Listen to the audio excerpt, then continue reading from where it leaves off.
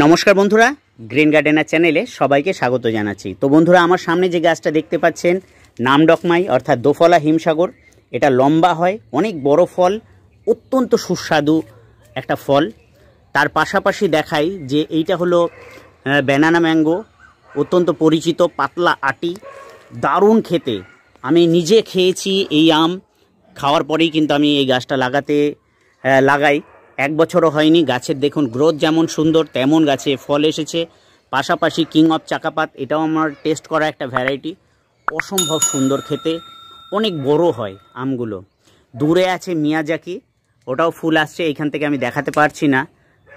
পাশে আছে চ্যাংমাই। তো বন্ধুরা, আজকের আলোচনা আম গাছ কীভাবে বসাতে হয়। এর আগে একটা ভিডিওতে মাটি তৈরি নিয়ে একটা ভিডিও করেছিলাম আম গাছের, আমি ডেসক্রিপশন বক্সে তার লিঙ্ক দিয়ে দেবো, আপনারা চাইলে দেখে নিতে পারেন। আমাদের কিরাতার্জুনিয়মে বলা আছে হিতং মনোহারি চ দুর্লভং বচ, অর্থাৎ জগতে হিতকারী অর্থাৎ মঙ্গলময় কথা অত্যন্ত দুর্লভ হয়। কারণ যেই কথা শুনতে খারাপ সে কথাই কিন্তু আমাদের কাজে লাগে বেশি। কেন আমি কথাটা বললাম?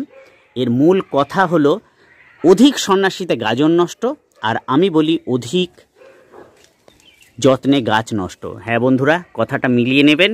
যদি খাবার বেশি দেন গাছ কিন্তু মারা যাবেই যাবে, একদম গ্যারান্টি সহকারে আমি এটা দায়িত্ব নিয়ে আপনাদের বলতে পারি।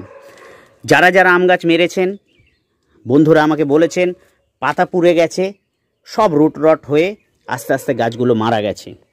আরও বেশ কিছু বিষয় আমি তুলে ধরবো আজকে। তো বন্ধুরা, গাছে যদি আপনাদের এই সময় মুকুল না আসে সেক্ষেত্রে কি করতে হবে? এখন গাছে একটু করে হালকা করে পটাশ এবং 1 চামচ করে ফসফেট, 1 থেকে 2 চামচ দিলেও কোনো ক্ষতি নেই, 10 ইঞ্চি টবের জন্য দিয়ে রাখুন।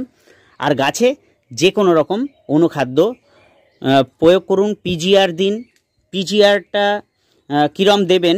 যে ফুল আসার আগে কিন্তু পিজিআরটা এই সময়ে ফুল আসার জন্য, যেমন মিরাকুলান আপনারা দিতে পারেন, 1 থেকে 1.5 ml পার লিটার জলে দিয়ে আপনারা কিন্তু সেটা দিতে পারেন।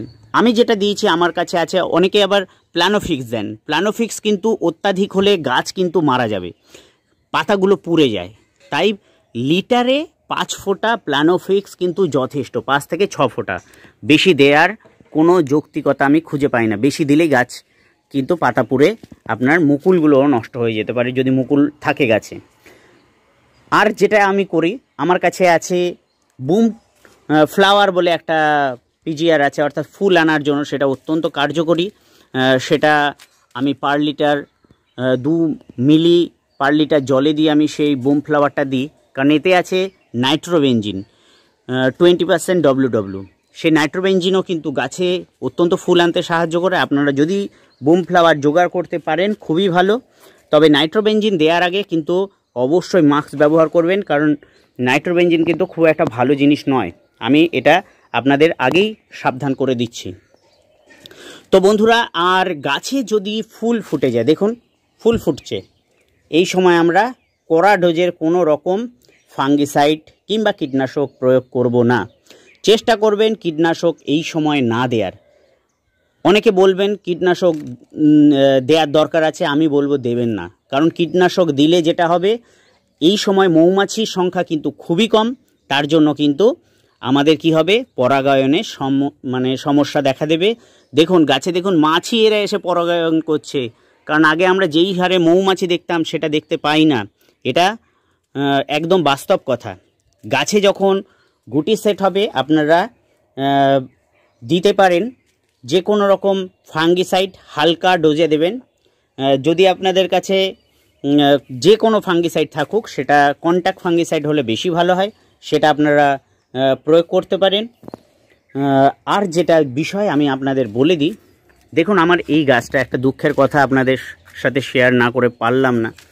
এই গাছটা কিন্তু প্রচুর পরিমাণে মুকুল এসেছিল, অর্থাৎ 6 থেকে 7টা মুকুল ভেঙে গেছে। দেখুন আমি দেখাই এই দুঃখের খবর, কথা আর কাকে বলি। কারণ বাড়ির লোক ভাবে গাছ নিয়ে আমরা পাগল হয়ে গেছি, গাছ পাগল আমরা, কিন্তু আমাদের এই কষ্টের কথা কেউ বোঝে না। বাড়িতে জামা কাপড় মেলতে গিয়ে আমার এই মুকুলগুলো সব ভেঙেছে, যদি সেটা বলতে যাই তাহলেই অসুবিধা। এই চিরাচরিত সত্যটা কিন্তু আমাদের প্রত্যেকটা বাগানীদের ক্ষেত্রেই রয়েছে। তাহলে বন্ধুরা এইভাবে গাছ করুন। আপনারা যারা গাছ বসাবেন প্রত্যেককে একটা কথাই আমি শুধু বলবো, যে গাছে যেটা দেবেন সেটা পরিমাণে একটু কম দেবেন, বেশি দেবেন না। এবার কথায় আসি, যদি দেখেন গাছে মুকুল ধরেছে, ফুল মানে গুটি সেট হবে, তখন আপনারা ভালো একটা অনুখাদ্য দিন।